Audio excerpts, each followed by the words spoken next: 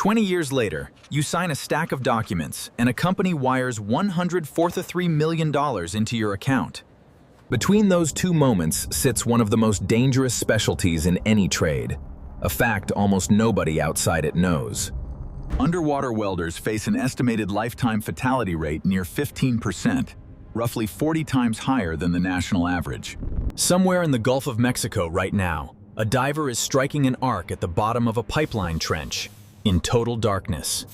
This is every level of welding, from a kid in a garage to the bottom of the ocean, and what it actually costs to climb.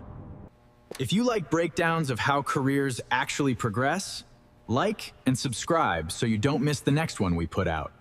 Level 1, the hobbyist.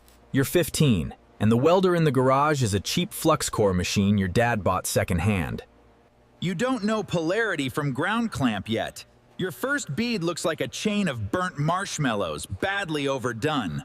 Half of it doesn't even penetrate the metal, and you burn through your first glove reaching too close to a hot weld.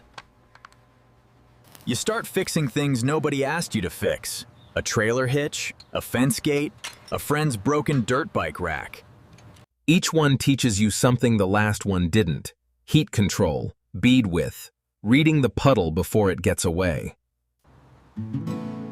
By the end of the summer, you've stopped flinching at the arc, and the driveway is full of things you've fixed. Ready for the shop floor? The next climb takes you from a backyard hobby into your very first real paycheck. Level 2, the entry welder. You're 18, fresh out of trade school, and your first job pays close to $20 an hour. You run a MIG gun on mild steel brackets all day, the same joint 1,000 times until your hands stop thinking. You fail. That weld is defective, pure and simple. There's no sugarcoating it. I understand. But I'll fix it, sir. I'll make it right. The shop smells like ozone and hot steel, and the older welders barely look up when you walk in the door. You retake it 2 weeks later and pass clean, the weld bend test showing no cracks at all this time around. That's why you got that certification. A bracket you welded wrong almost ships out the door before a quality check catches it just in time. Oh no, thank goodness it was caught. I'll re-weld it immediately. You start fixing things nobody asked you to fix. A trailer hitch, a fence gate, a friend's broken dirt bike rack. Each one teaches you something the last one didn't. Heat control, bead width, reading the puddle before it gets away. By the end of the summer, you've stopped flinching at the arc, and the driveway is full of things you've fixed. Ready for the shop floor? The next climb takes you from a backyard hobby into your very first real paycheck. Level 2, the entry welder. You're 18, fresh out of trade school, and your first job pays close to $20 an hour. You run a MIG gun on mild steel brackets all day, the same joint 1,000 times until your hands stop thinking. You fail your first certification test. That structural weld bent and cracked under inspection. No sugarcoating from the inspector. The shop smells like ozone and hot steel, and the older welders barely look up when you walk in the door.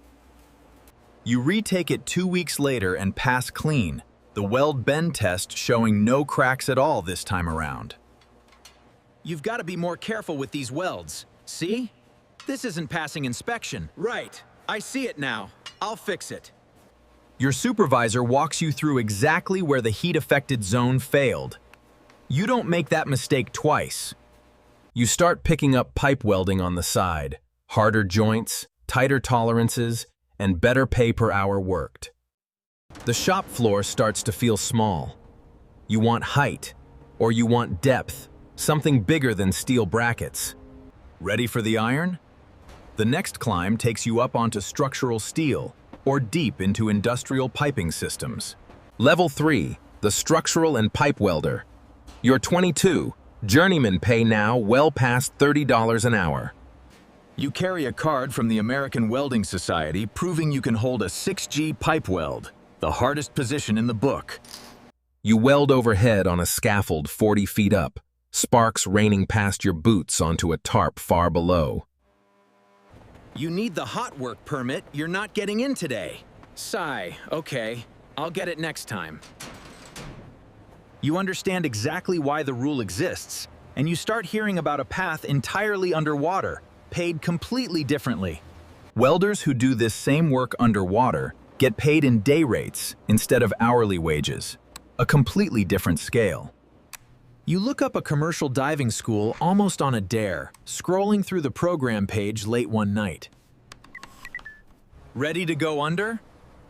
The next climb takes everything you know about welding and forces you to relearn it blind.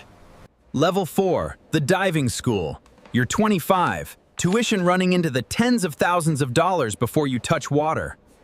You already know how to lay a bead. Now you have to learn how to do it blind, by feel, with zero visibility. You pass the swim test, hundreds of meters unassisted, harder than expected with 20 pounds of gear strapped on. Whew, I made it! You sit in a pressure chamber for the first time and feel your ears scream as the instructor cranks the depth. You strike your first underwater arc in a training tank, and the hiss through your helmet sounds nothing like the shop. No! No, not now! Help! Oh, please! I'm stuck! No air! The dive supervisor has you back on the surface before you've even fully registered the panic. Gear stripped off fast. You finish the program anyway. The certificate in your hand is worth more than anything you've earned so far. Ready for the Gulf? The next climb puts you offshore, welding pipelines in total darkness at the bottom of the sea. Level 5, the underwater welder. You're 28, working offshore on day rates between $300 and $600.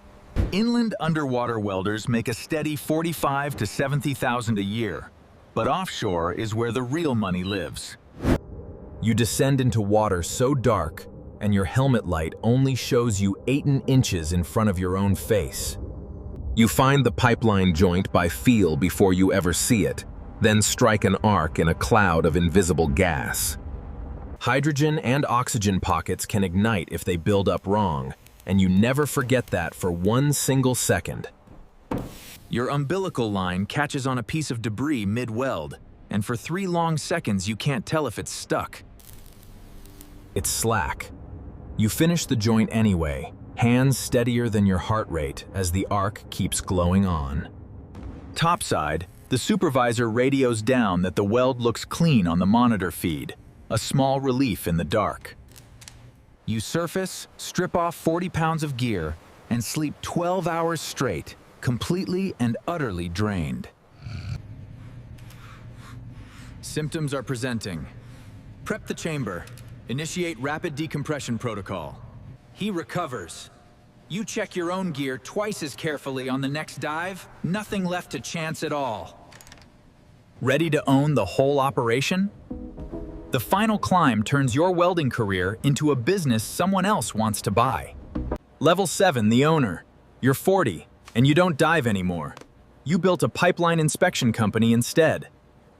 A real pipeline inspection company founded by welders and engineers in 2005 grew revenue more than 25% a year.